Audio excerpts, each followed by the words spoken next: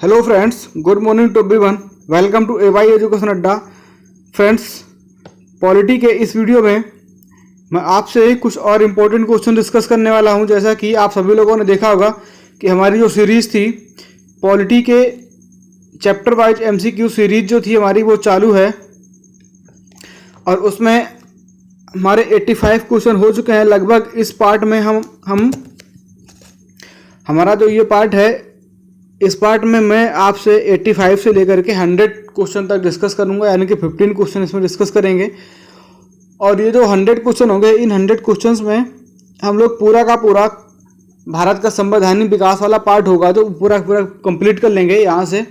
और इसके बाद जो अगला वीडियो होगा उसमें हम लोग पढ़ेंगे कॉन्स्टिट्यूशन के बारे में, अपने संविधान के बारे में। तो फ्रेंड्स, इस वीडियो में हम लोग स्टार्ट करते हैं। देखते हैं क्वेश्चन नंबर हमारा 86 क्या कह रहा है। फ्रेंड्स, जो 86 क्वेश्चन है ये कह रहा है कि भारत की अंतरिम सरकार की घोषणा कब की गई थी, कि जो भारत की जो अंतरिम सरकार थी उसकी डिक्लेरेशन कब हुई थी। तो फ्रेंड्स, इस क्वेश्चन का जो राइट आंसर है वो हो जाएगा थर्ड ऑप्शन 24 अगस्त 1946। 24 अगस्त 1946 को भारत की प्रथम अंतरिम सरकार का गठन हुआ था। सॉरी, गठन नहीं, घोषणा हुई थी। फ्रेंड्स, अब हम लोग देखते हैं कि इसके बारे में कुछ और इम्पोर्टेंट फैक्ट्स। फ्रेंड्स, मैं आपको बताना चाहूँगा कि कैबिनेट मिशन योजना के तहत में जो भारत की अंतरिम सरकार थी इसकी डिक्लेरेशन ही हुई थी कैबिनेट मिशन प्लान के तहत। जो कैबिनेट मिशन योजना थी, इस योजना के तहत 1 अगस्त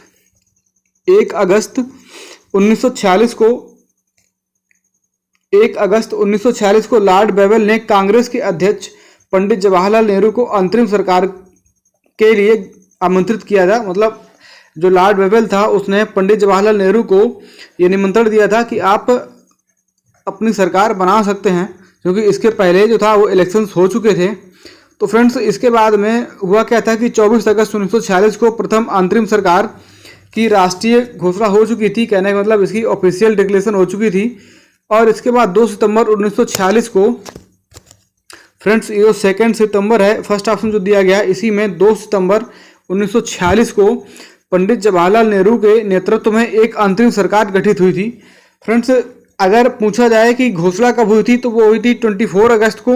और अगर ये पूछा जाए कि सरकार बनाने के लिए आमंत्रित कब किया गया था तो वो था 1 अगस्त को। और इसका गठन पूछा जाए तो हुआ था 2 सितंबर को। तो फ्रेंड्स, अभी हमारे पास एक ऑप्शन बाकी रह गया, ऑप्शन नंबर 4। इसके बारे में हम लोग भी कुछ सीख लेते हैं। तो फ्रेंड्स, ये जो 26 अक्टूबर 1946 है, इसके बारे में फैक्ट ये है कि फ्रेंड्स, जिस समय भारत की अंतरिम सरकार का गठन हुआ था उस समय मुस्लिम लीग ने इसमें पार्टिसिपेट नहीं किया था। कहने का मतलब इसमें मुस्लिम लीग की भागीदारी नहीं थी। तो फ्रेंड्स, जो उस समय इंडिया का वायसराय था लॉर्ड वेवेल, उस लॉर्ड वेवेल ने ही मुस्लिम लीग से कुछ बातचीत करके उसको भी इसी सरकार में शामिल करने का प्रयास किया था। और उसका ये प्रयास सफल हुआ था, जो कि 26 अक्टूबर के ही टाइम पर जो मुस्लिम लीग थी वो मुस्लिम लीग इसमें भी शामिल हुई थी। तो कहने का मतलब ये है कि जो 26 अक्टूबर 1946 है, इसी डेट को मुस्लिम लीग भी भारत की इस अंतरिम सरकार में शामिल हुई थी। तो फ्रेंड्स, ये सारी की सारी इन्फॉर्मेशन थी क्वेश्चन नंबर 1 से रिलेटेड। अब हम लोग आगे बढ़ेंगे क्वेश्चन नंबर 87 की तरफ।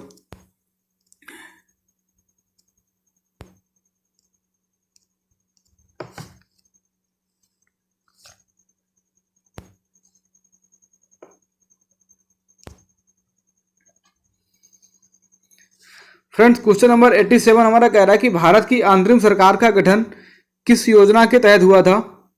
तो फ्रेंड्स, इंडिया की जो एंटरिम गवर्नमेंट थी, जैसा कि अभी हम लोगों ने पहले क्वेश्चन में जिसके बारे में पढ़ा है, उसका गठन जो था किस योजना के तहत हुआ था। तो आप सभी को इसका आंसर पता होगा कि इसका जो आंसर हो जाएगा थर्ड ऑप्शन कैबिनेट मिशन योजना के तहत। जो कैबिनेट मिशन योजना थी इसी के तहत भारत की प्रथम अंतरिम सरकार का गठन हुआ था। फ्रेंड्स, जिस समय 1945 में सेकेंड वर्ल्ड वार खत्म हुआ था, तो इसके बाद में 1945 में ब्रिटेन में आम चुनाव हुए थे जिसमें लेबर पार्टी की सरकार बनी थी। और वहाँ के जो प्रधानमंत्री थे वो बने थे क्लीमेंट एटली। उन्होंने 14 मार्च 1946 को हाउस ऑफ कॉमन्स, जो कि वहाँ की पार्लियामेंट का ही एक पार्ट है, वहाँ से यह इन्होंने घोषणा की थी कि भारतीयों को भी स्वतंत्र रहने का अधिकार है और अब इससे ज़्यादा उन्हें गुलाम बना करके नहीं रखा जा सकता है। तो उन्होंने ही ये एक प्लान बनाया था और जिसके तहत उन्होंने अपनी कैबिनेट से 3 मिनिस्टर्स को भेजा था भारत में। और वो 3 मिनिस्टर्स थे स्टेफोर्ड क्रिप्स, जो कि वहाँ का व्यापार बोर्ड का अध्यक्ष हुआ करता था, और दूसरा था लॉर्ड पैंथिक लॉरेंस, जो कि भारत सचिव हुआ करता था, और एवी अलेक्जेंडर, जो कि वहाँ के नौसेना मंत्री हुआ करते थे। तो फ्रेंड्स, ये तीनों के तीनों मंत्री भारत में आए थे और इन तीनों के तीनों मंत्रियों के द्वारा ही भारत में जो प्रथम अंतरिम सरकार थी इसके योजना बनाई गई थी। और ये तीनों ही जो मिनिस्टर्स थे, ये अगर इसको मिनिस्टर्स ना बोल करके ये बोलें कि ये पूरी की पूरी प्लानिंग या कैबिनेट मिशन योजना जो भारत में आई थी, तो 24 मार्च 1946 को ये दिल्ली में सबसे पहले आई थी। तो फ्रेंड्स, ये जानकारी थी क्वेश्चन नंबर 87 से रिलेटेड। तो इस क्वेश्चन का जो राइट ऑप्शन हो जाएगा वो थर्ड ऑप्शन हो जाएगा। इसका करेक्ट आंसर होगा वो थर्ड ऑप्शन होगा। कैबिनेट मिशन प्लान के तहत में भारत की जो अंतिम सरकार थी उसका गठन हुआ था। तो फ्रेंड्स, अब हम लोग बढ़ते हैं क्वेश्चन नंबर 88 की तरफ। फ्रेंड्स, 88 नंबर क्वेश्चन हमारा कह रहा है कि भारत की अंतरिम सरकार में विदेश मंत्री कौन था, कि जो भारत की सबसे पहले अंतरिम सरकार बनी थी उसमें जो हमारा फॉरेन मिनिस्टर्स कौन थे। तो फ्रेंड्स, इस क्वेश्चन का आंसर जो है आप लोग बहुत अच्छे तरीके से याद रखिएगा। वेरी वेरी इंपॉर्टेंट क्वेश्चन है, बहुत इंपॉर्टेंट क्वेश्चन है फ्रेंड्स। इसका जो आंसर होगा ये हो जाएगा पंडित जवाहरलाल नेहरू, पंडित जवाहरलाल नेहरू।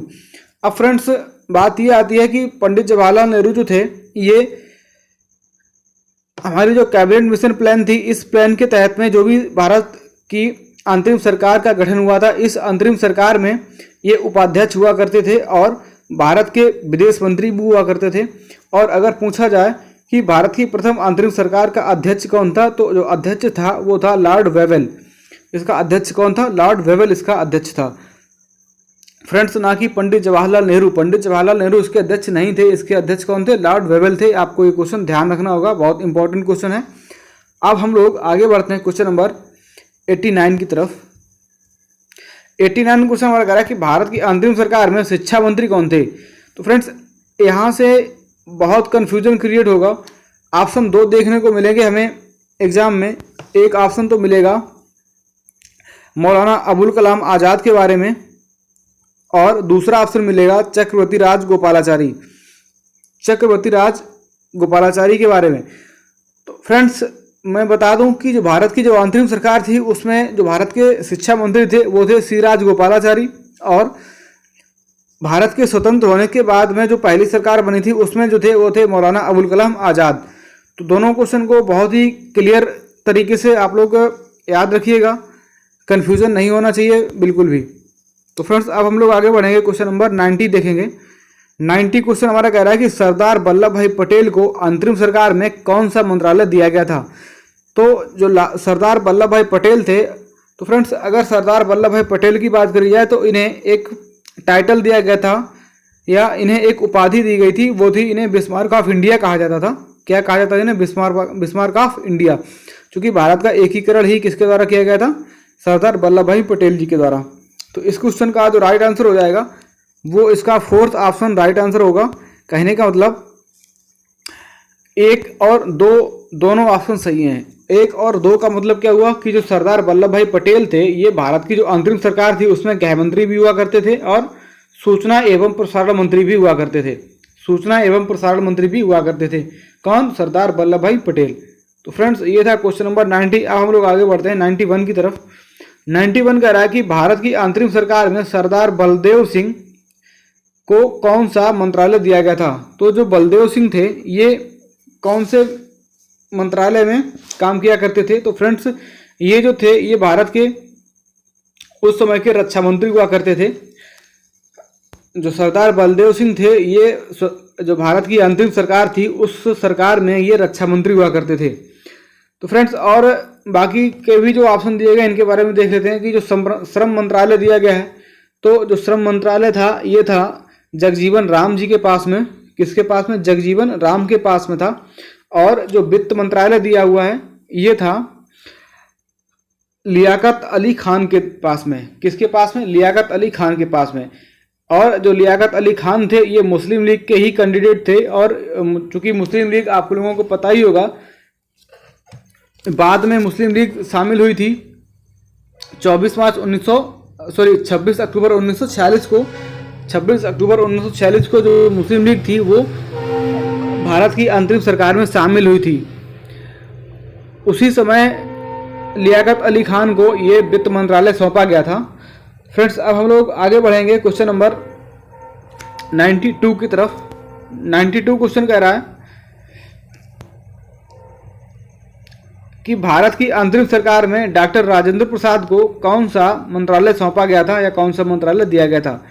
तो फ्रेंड्स इसका जो राइट आंसर होगा वो फोर्थ ऑप्शन हो जाएगा।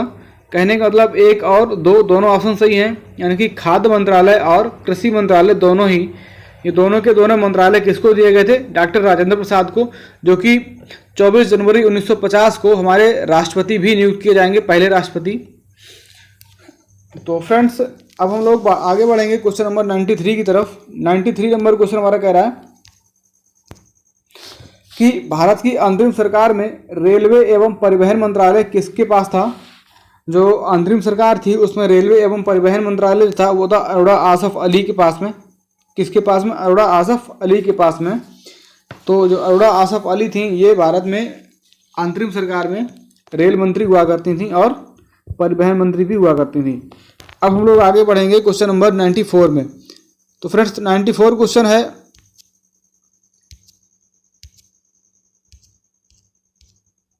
94 क्वेश्चन कह रहा है कि भारतीय संविधान सभा का प्रतिपादन सबसे पहले किसके द्वारा किया गया था? तो फ्रेंड्स इस क्वेश्चन का जो आंसर होगा वो हो जाएगा M.N. रॉय। M.N. रॉय। यहाँ से आपको एक ऑप्शन देखने को मिलेगा बाल गंगाधर तिलक। तो फ्रेंड्स जो बाल गंगाधर तिलक थे इन्होंने भारत की संविधान सभा की सबसे पहले मांग की थी 1895 में, और सबसे पहले प्रतिपादन इसका किया गया था M.N. रॉय के द्वारा। जो इसका प्रतिपादन था वो किया गया था M.N. रॉय के द्वारा। तो ये क्वेश्चन नंबर 94 का ऑप्शन सेकंड सही हो जाएगा। अब हम लोग आगे बढ़ेंगे क्वेश्चन नंबर 95 की तरफ। 95 क्वेश्चन कह रहा है कि संविधान सभा की पहली बैठक कब हुई थी? तो फ्रेंड्स जो संविधान सभा थी, जो कॉन्स्टिट्यूएंट असेंबली थी, इसकी जो पहली बैठक हुई थी वो थी 9 दिसंबर 1946 को। 9 दिसंबर 1946 को। तो इसका जो आंसर होगा वो फर्स्ट ऑप्शन सही हो जाएगा। 9 दिसंबर 1946 को 9 दिसंबर 1946 को संविधान सभा की पहली बैठक हुई थी। तो फ्रेंड्स अब हम लोग आगे बढ़ेंगे क्वेश्चन नंबर 96 पे।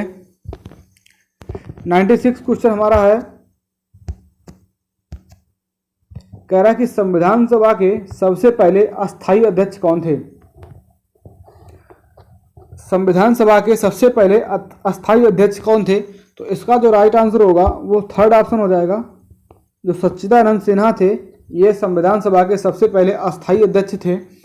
और फ्रेंड्स अगर बात की जाए संविधान सभा के सबसे पहले स्थायी अध्यक्ष तो वो कौन होंगे? वो होंगे डॉक्टर राजेंद्र प्रसाद। तो इस क्वेश्चन को भी आप लोग याद रखिएगा। अब हम लोग आगे बढ़ेंगे क्वेश्चन नंबर 97 पे। तो 97 क्वेश्चन है, ये कह रहा है कि निम्नलिखित में से कौन संविधान सभा के सदस्य नहीं थे? तो आपको इसमें 4 ऑप्शंस दिए गए हैं। आपको इसमें ये बताना है कि इनमें से कौन से व्यक्ति ऐसे थे जिन्होंने संविधान सभा में भाग नहीं लिया था। तो फ्रेंड्स ये क्वेश्चन आपको डेफिनेटली शॉक्ड कर देगा। तो इसका जो राइट आंसर है वो था फोर्थ ऑप्शन, फर्स्ट और सेकंड दोनों। जो गांधी जी और मोहम्मद अली जिन्ना ये दोनों ही लोग भारत की संविधान सभा में के सदस्य नहीं थे। जो भारत की कॉन्स्टिट्यूएंट असेंबली थी जिसमें संविधान बनाया गया था तो उसमें ये लोग सदस्य नहीं थे। महात्मा गांधी और मोहम्मद अली जिन्ना दोनों ही लोग इसके सदस्य नहीं हुआ करते थे। फ्रेंड्स अब हम लोग आगे बढ़ेंगे क्वेश्चन नंबर 98 पे। 98 नंबर क्वेश्चन कह रहा है कि मुस्लिम लीग के द्वारा प्रत्यक्ष कार्रवाई दिवस कब मनाया गया था? मुस्लिम लीग के द्वारा प्रत्यक्ष कार्यवाही दिवस कब मनाया गया था? तो फ्रेंड्स ये मनाया गया था 16 अगस्त 1946 को, यानी कि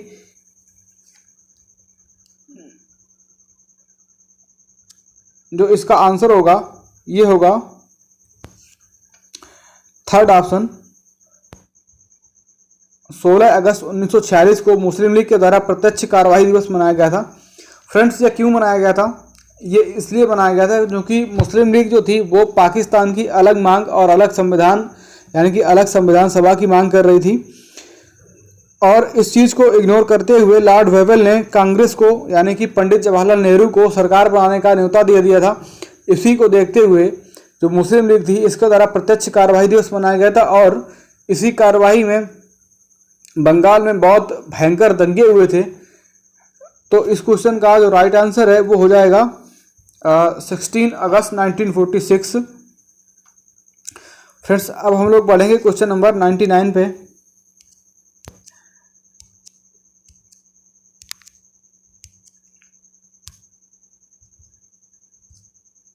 नंबर क्वेश्चन हमारा कह रहा है कि निम्नलिखित में से किसने माउंटबेटन योजना का विरोध किया था? फ्रेंड्स, ये भी क्वेश्चन अच्छा है। माउंटबेटन प्लान जो आया था भारत में, इसका विरोध किसके द्वारा किया गया था? तो फ्रेंड्स, अगर आपको बताऊं तो सबसे पहले इसका जो विरोध था वो किया गया था इन तीनों ही लोगों के द्वारा, जो ऑप्शन में दिए गए हैं 3 लोग, महात्मा गांधी जी, मौलाना अबुल कलाम आज़ाद और खान अब्दुल गफ्फार खान।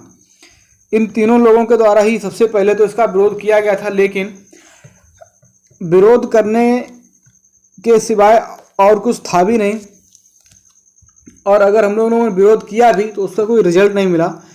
तो इस चीज़ को देखते हुए महात्मा गांधी जी और मौलाना अबुल कलाम आज़ाद, इन दोनों ही लोगों ने इसके सामने सरेंडर कर दिया था। सरेंडर करने का मतलब यहाँ से ये हुआ कि इन्होंने इसका विरोध प्रदर्शन था वो ख़त्म कर दिया गया था। लेकिन जो खान अब्दुल गफ्फार खान थे, ये अभी भी इसका लास्ट टाइम तक इन्होंने इसका विरोध किया था। इन्होंने इसका हमेशा विरोध किया, लेकिन जिस समय माउंटबेटन योजना भारत में आई थी उसी समय कुछ ही टाइम के लिए महात्मा गांधी जी और मौलाना अबुल कलाम आज़ाद जी ने इसका विरोध किया था। लेकिन विरोध करते भी, लेकिन इसके अलावा और कुछ था भी नहीं, क्योंकि मुस्लिम लीग जो थी वो अपने आप में अड़ी थी पाकिस्तान की मांग और अलग संविधान सभा की मांग के लिए। तो इन्होंने फाइनली, जो महात्मा गांधी जी थे और मौलाना अबुल कलाम आज़ाद जी थे, ये लोग तो मान गए थे, लेकिन जो खान अब्दुल गफ्फार खान थे ये लास्ट तक इस चीज़ को बिल्कुल भी स्वीकार नहीं कर रहे थे। तो फ्रेंड्स, इस क्वेश्चन का जो राइट आंसर होगा वो हो जाएगा, कह रहा था निम्नलिखित में से किसने माउंटबेटन योजना का विरोध किया था? तो चूँकि इसमें विरोध तो सभी लोगों ने किया था, इसका जो ऑप्शन है वो जो 4th ऑप्शन है इसमें थोड़ा गलती हुई है कुछ ना कुछ। तो इसका जो राइट आंसर होगा, या हम लोग बोल सकते हैं कि उपयुक्त सभी, इसमें तो इनमें से कोई नहीं है, इसको बोल सकते थे कि उपयुक्त सभी, इन सभी लोगों ने ही इसका विरोध किया था। फ्रेंड्स, हम लोग बढ़ेंगे अब क्वेश्चन नंबर 100 पे। 100 नंबर क्वेश्चन कह रहा है हमारा कि भारतीय स्वतंत्रता अधिनियम कब पारित किया गया था? भारतीय स्वतंत्रता अधिनियम जो था ये कब पारित किया गया था?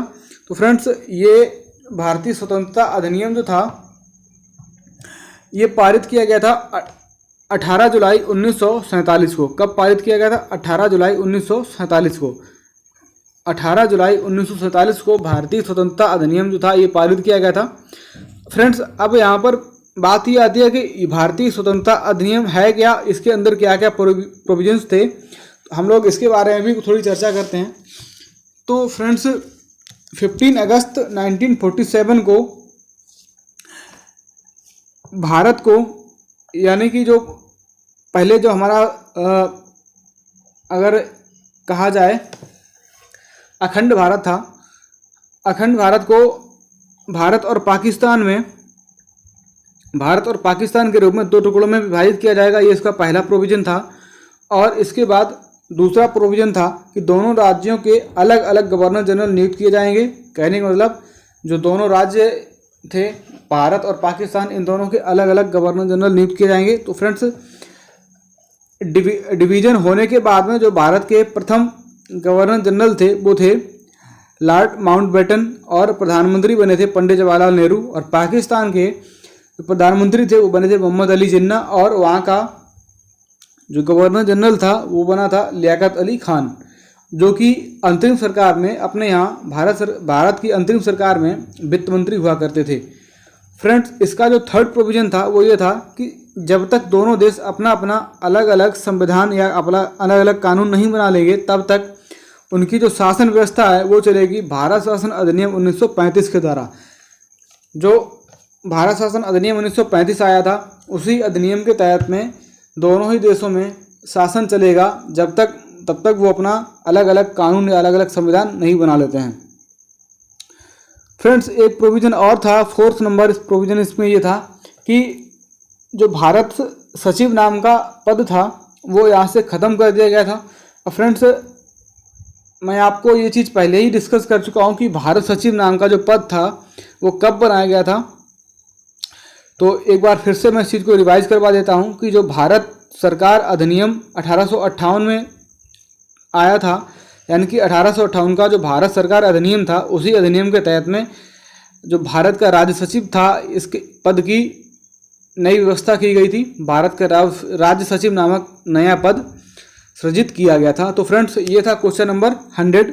और फ्रेंड्स, मैं अभी तक आप लोगों को सारे 100 क्वेश्चन करवा चुका हूँ, लेकिन एक चीज़ की जानकारी मैं अभी आप लोगों को देने वाला हूँ।